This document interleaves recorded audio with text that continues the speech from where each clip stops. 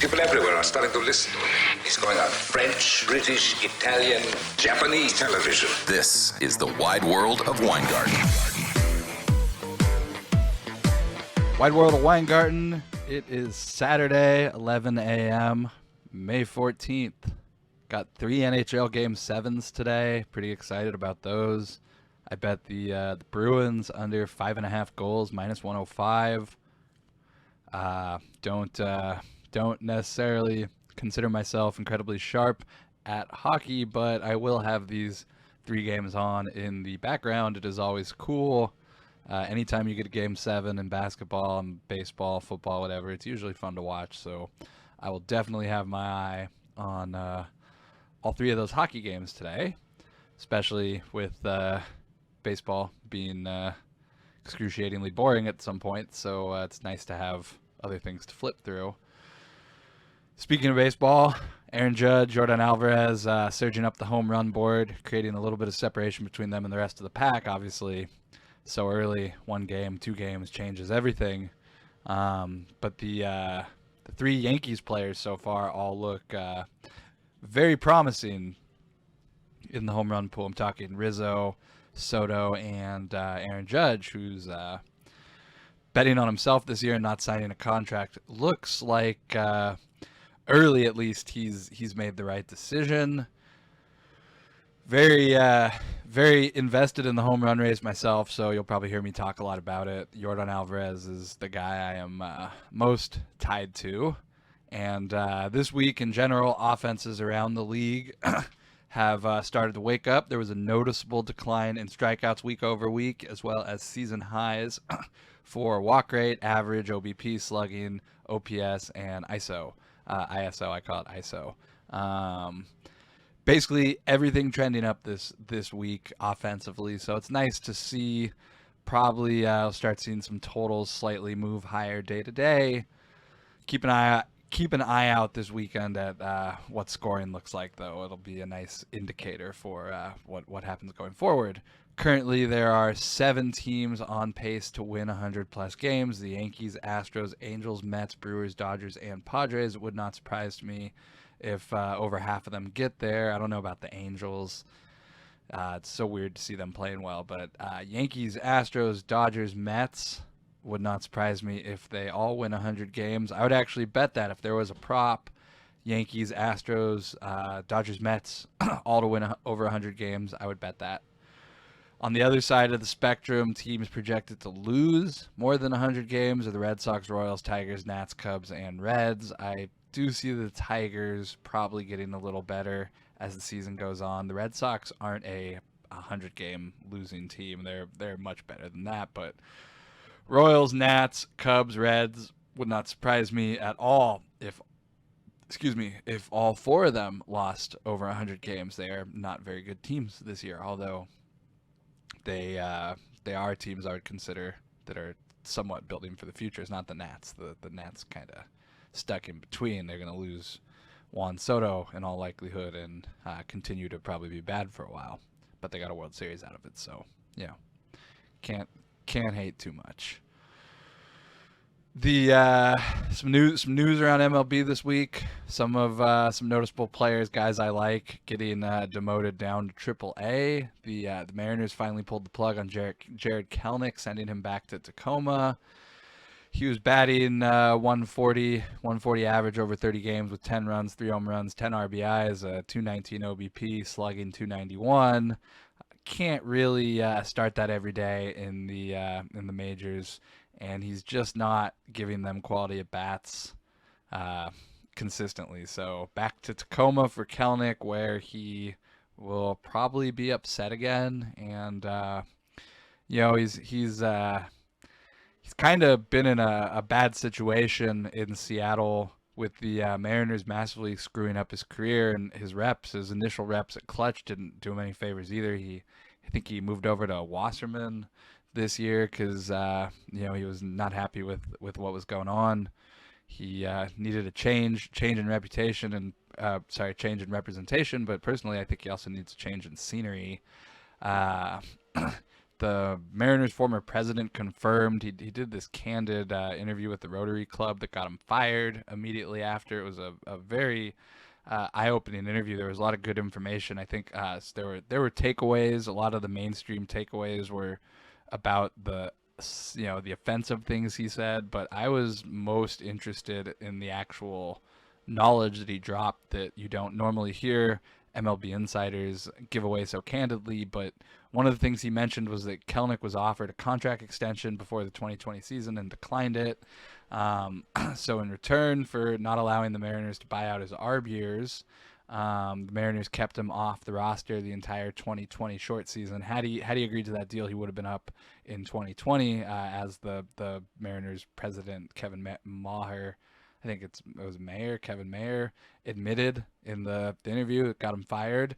It's a clear violation of the CBA, collective bargaining agreement, to keep him off the roster because he wouldn't break out his arb years, buy out his arb years, and then he didn't break the 2021 season with the Mariners again because he was continuing to not sign a contract extension. So he finally did come up last year, batted .181 with 41 runs, 14 home runs, 43 RBIs over 93 games. He's up to about 125 games now, and it's about the point where people are going to start labeling him a bust, and I totally understand that, but I blame Seattle for a lot of his poor performance more than Kellnick not being a top tier sort of potential 5-tool guy.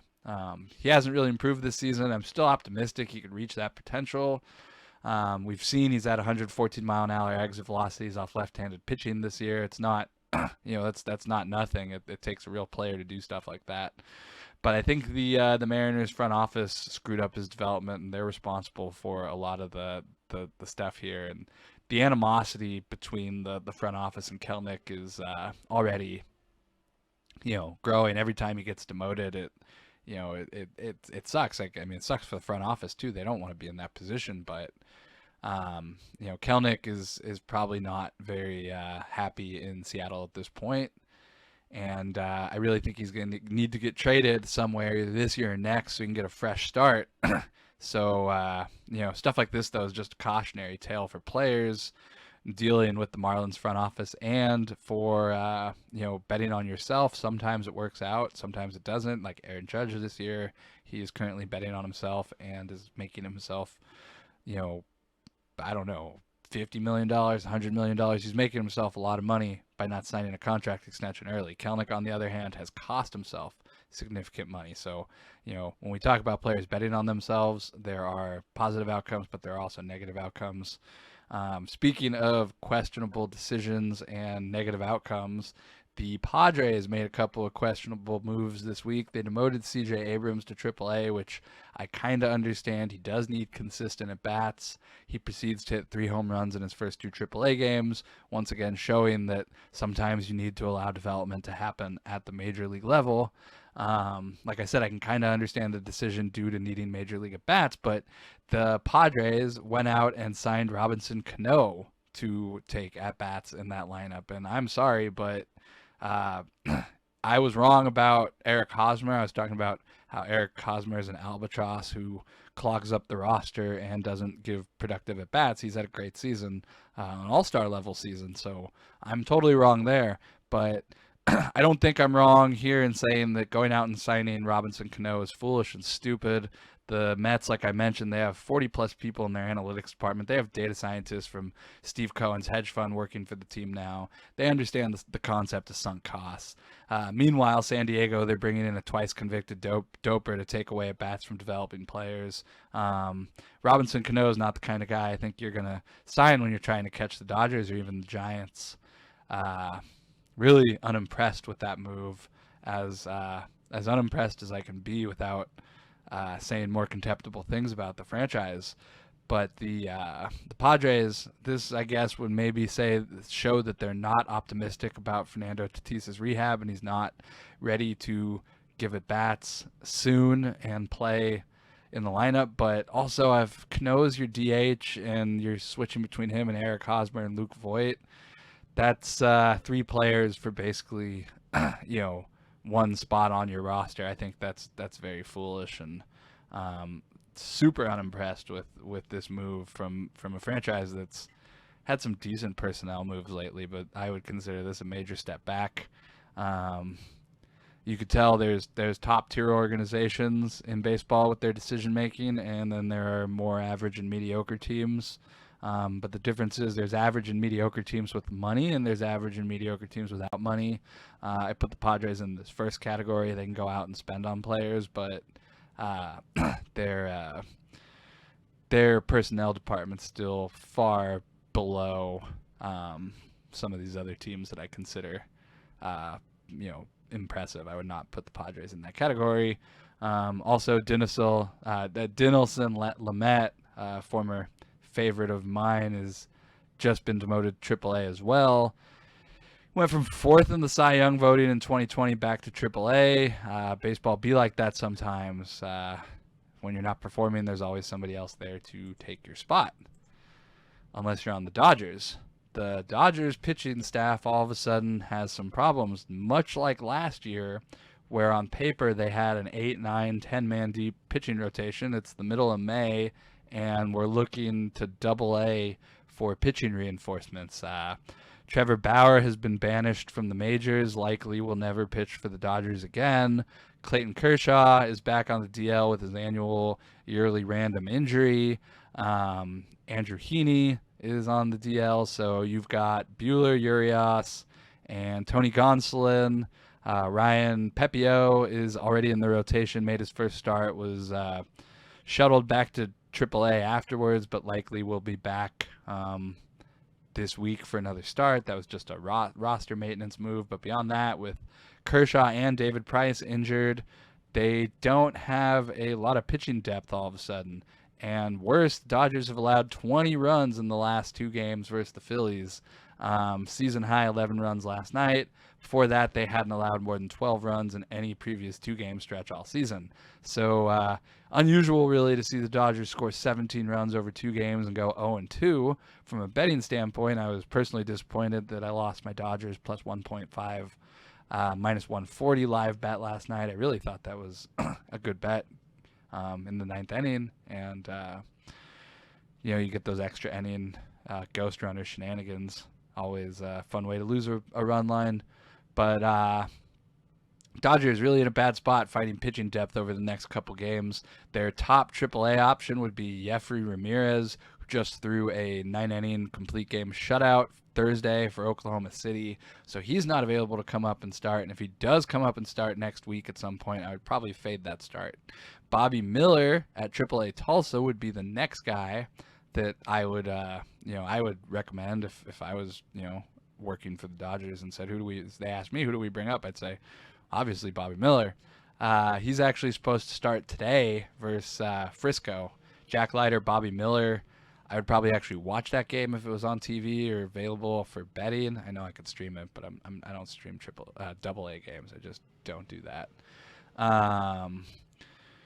But yeah, Miller's the guy I'd bring up. He pitched in the Freeway Series. I thought there was a chance he could break camp with the Dodgers, but it does seem like the Dodgers are being very methodical with his development, and it doesn't look like he's going to be thrown into the mix this week. He's also not on the 40-man roster, so it would necessitate DFAing someone or sending someone back to AAA, and Dodgers likely would lose whoever they tried to slip through to AAA on waivers. If you noticed, it's been happening to them a lot recently. Last year they lost DJ Peters, Dennis Santana, a bunch of different guys. They just can't pass them through waivers. There's the Dodgers talent is good enough to make rosters on other teams. Connor Joe is another example. Now he's starting outfielder in Colorado. Dodgers couldn't keep him, couldn't get him through waivers. But Bobby Miller, if he does manage to come up, he's the kind of guy, if there is breaking news that he does start for the Dodgers, I would definitely pick off Rookie of the Year prices on him. I've seen 100-1. I've seen as high as 200-1. But I would wait until there's actual news. There's no reason to hit those numbers now. It's it's like having a non-starter in the Kentucky Derby. You want your horse in the race before you're betting him. Michael Grove is the next man up technically for the Dodgers. He's on the 40-man roster. He hasn't pitched above AAA. He's 25 years old, pitched college at West Virginia, has a 2.76 ERA over 5 starts. He's only thrown 16.1 innings at Tulsa this year. Not exactly the guy I would really want to throw into the fire if I was the Dodgers. You can't really expect much out of a guy who has 16.1 innings at Double-A this year, but they really need Julio Rodriguez to give him some length tonight. Otherwise, they're gonna have an all hands meeting in the front office and discuss what to do, where to find pitching depth for the next couple weeks, because they all of a sudden don't have any, which is interesting. But the Dodgers' opponent this weekend, the Phillies, Bryce Harper's been playing pretty well considering he's throwing a torn UCL. He's one of the guys benefiting from the universal DH spot. Without it, he'd likely be on the disabled list for a month or two right now. He can't throw the ball. He can't play the outfield, but he does not need his UCL to hit home runs. He hit 2 doubles and a home run on Friday night in the Phillies 10-12 win over the Dodgers. On Thursday, he had a double and a home run and 3 RBIs. He's 27 runs, 8 home runs, 24 RBIs with 6 stolen bases and a 948 OPS. He's drifted out all the way to 25-1 for MVP at the Superbook, and I would absolutely be surprised if he's still 25-1 by the end of today. I see 22-1 at Will Hill. I would bet that. I would not bet him lower than about 20, maybe 18. But if you could find Harper over 20-1, I like that paired with my Mookie bets. I have some Manny Machado as well, so I'm happy to cover the board with some of these superstars at big numbers. I will admit that I am a year late on Bryce Harper. The Sharps got Bryce Harper last year while I was busy touting Juan Soto, but I am finally in the Bryce Harper boat this year. Harper currently leads MLB in extra base hits. Similar situation to last year where his candidacy is going to hinge on the Phillies being a playoff contender, but I don't see a reason why he would win last year and not win this year with similar numbers, and 25-1 is a nice price to jump in today. The Astros, who I mentioned are on pace to win over 100 games, are really rolling the last 2 weeks or so. But they've also faced some incredibly weak offenses, the Tigers, Twins, now the Nationals, beating up on bad teams. I follow a lot of their beat writers, and every day I see all their tweets about, oh my God, the Astros streak, how amazing it is, how great they're playing. And I keep thinking to myself, dude, like, I know you're an Astros beat writer, you have to pump the team, but look at the defenses they're playing. It's fucking garbage. The offenses they're playing. Of course they're dominating them. They have an elite pitching staff, and they're playing pretty bad offenses.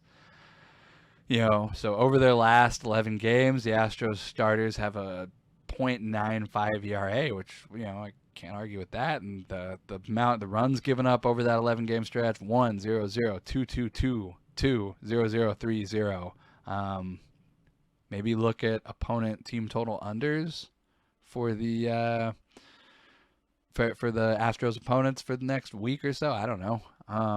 It's good stuff. The Astros absolutely know how to build a pitching staff and bullpen too. This is because their general manager came over from Tampa, and he is basically creating the Tampa system in their minor league pitching ranks, and they have more pitching talent on the way up. It's a very good system the Astros have, and I do like to differentiate. At least this Astros front office is not tied to the cheating scandal, so can't hold that against them as they build this team in their image. As far as Cy Young stuff goes, Pablo Lopez threw 7 innings against the Brewers through 99 pitches.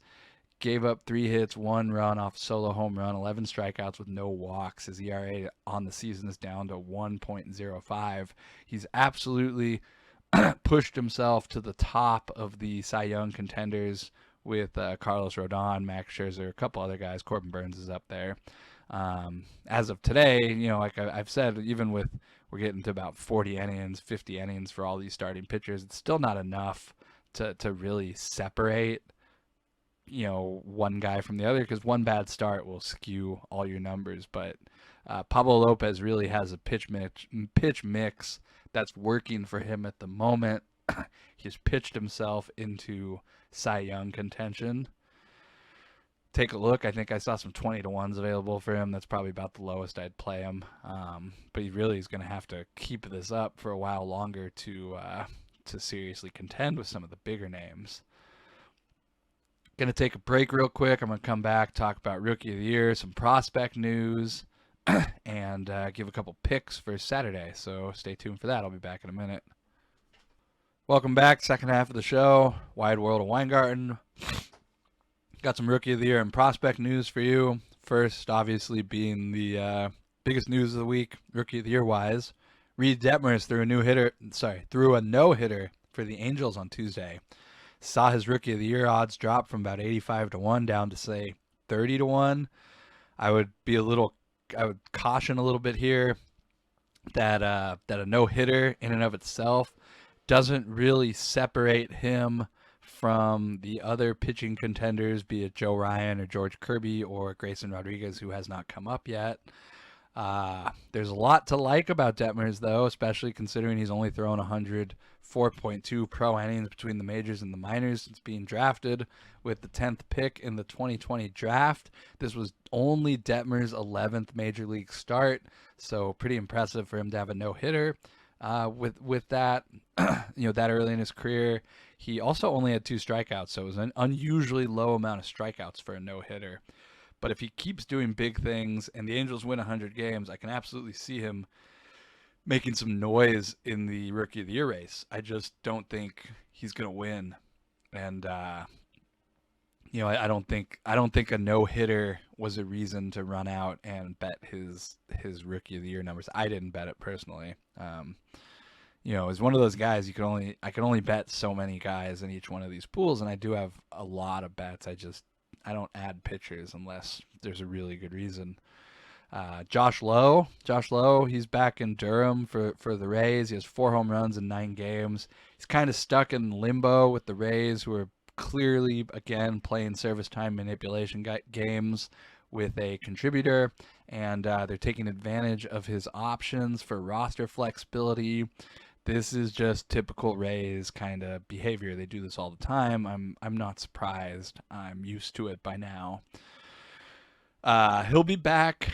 I don't know how soon. I kept thinking he'd be down for maximum 2 weeks, and that's coming up soon. So wouldn't surprise me if we see Josh Lowe get called up in, say, the next 7 days to Tampa again. Keep an eye on his Rookie of the Year price. Keeps drifting out. If it gets higher than 50-1, if it gets to like 70-1, maybe worth a little bet. He's gonna be a starter. Not a timeshare starter really. If he's up, he's gonna be starting. In Tampa Bay, who they're not necessarily as good as last year, but they're still 80-win team, 85-win team. So you're getting a rookie outfielder who hits for power on a good team. Strikeouts worry me a little bit, but keep an eye on that price if it keeps drifting. Matt Liberatore of the Cardinals and Grayson Rodriguez, I've talked about a lot on the Orioles. They faced off against each other this week at AAA. Both of them on their way up to the majors at some point this season. Rodriguez most likely imminently, with Adley Rutschman with him, obviously, as I mentioned. Super 2 deadlines creeping up fast. Likely the Orioles and other teams are going to find spots for these prospects all of a sudden right after the Super 2 deadline. What a coincidence. Speaking of Rutschman, both he and Nolan Gorman hit home runs in that game. Rodriguez threw 5 innings, 3 hits, 1 earned run, 2 walks, 8 strikeouts. Liberatore, 6 innings, 4 hits, 1 earned run, 4 walks, 5 strikeouts. Both of them potential contributors. Don't really think Liberatore is a Rookie of the Year guy. I've seen some 100-1s on him. I haven't bet him. Grayson Rodriguez still 66-1. I think that's a better bet than Reed Detmers personally. Then Max Meyer. I was hoping Meyer would make his first MLB start this weekend for Miami, but the Marlins continue to be cheap, and I don't really have a lot to say about their management. But they are wasting more innings from Max Meyer in the minors. He pitched 5 innings on Thursday for Jacksonville, gave up 6 earned runs in those 5 innings, struck out 4. His ERA ballooned from 1.72 to 2.97, as it does when one gives up 6 earned runs. That's just kind of what happens when you leave a guy in the minors, and I watched a little bit of the tape of him pitching. It did not look like he was throwing 100%. As he knows that he's supposed to be up in Miami, he's not going to go out there and hurt himself. It's kind of what happens. You got to keep that in mind. Some of these AAA starts, when these guys get in these limbo positions, they won't necessarily go 100%. They won't throw, won't necessarily throw some of their off-speed pitches as hard as they might.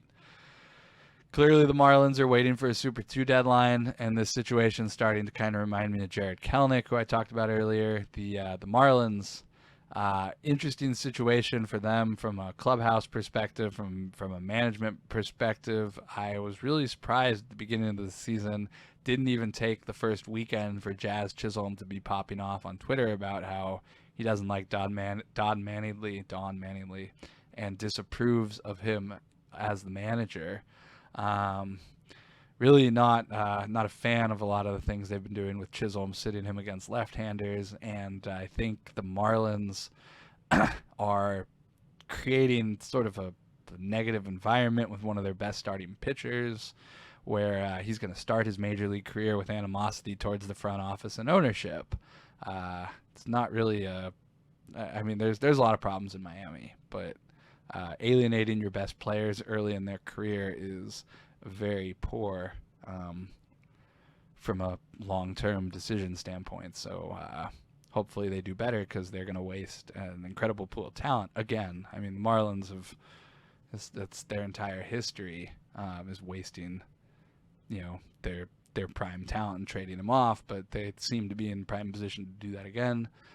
Speaking of Marlins prospects to keep an eye on, Yuri Perez had another great start.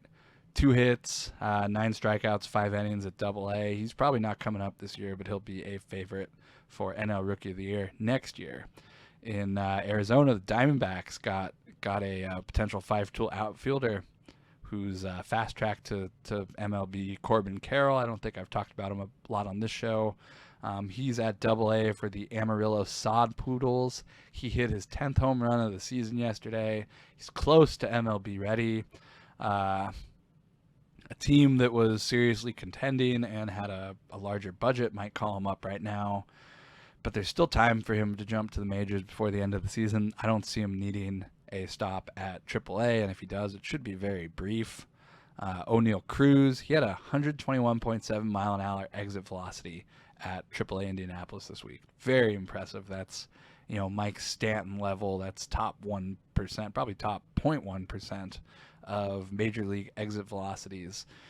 As I mentioned before, if you ever did watch him play, I don't know why you would watch AAA games. You have to be insane to do that. But if you did watch him play, you would see a guy in the minors who is clearly over being there and is playing down to lesser talent. He doesn't want to be in AAA, and you can tell he's not trying 100% all the time, but 121.7 mile an hour exit velocities speak for themselves. That is a MLB ready bat. Saya Suzuki not doing much, not really deserving of being an odds-on favorite. I don't think Juan Yepes is anything more than this season's Yerman Mercedes. I got no interest in him. I think there is a lot of value in the NL Rookie of the Year pool right now. Sunday, sorry, it's Saturday, not Sunday. Bets for Saturday, I got 2 bets. I think I got 3 bets in the Mariners game. I bet the Mariners plus 145. I bet them plus 155 before that. I don't think either of those numbers are still available at the moment. Good down to plus 140. I bet the Mariners first inning yes score plus 130.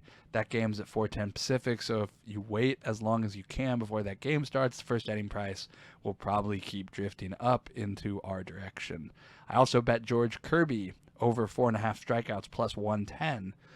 If you like rookie pitchers, as I've talked about before, you're better off in some cases betting them start to start, trying to find, a strikeout prop, or occasionally I see books have F5 team totals. Those are exploitable, but basically, if you like some of these rookie pitchers, finding ways to bet them game to game is more profitable than betting a 50-1 Rookie of the Year future. Hunter Green's an example. If you bet a strikeout over props, you're probably making more money than if you're holding a Hunter Green Rookie of the Year ticket. So those are my 3 bets on the Mariners game. I also bet the Rockies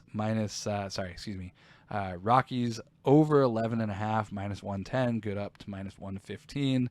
Would not surprise me if that game closes 12.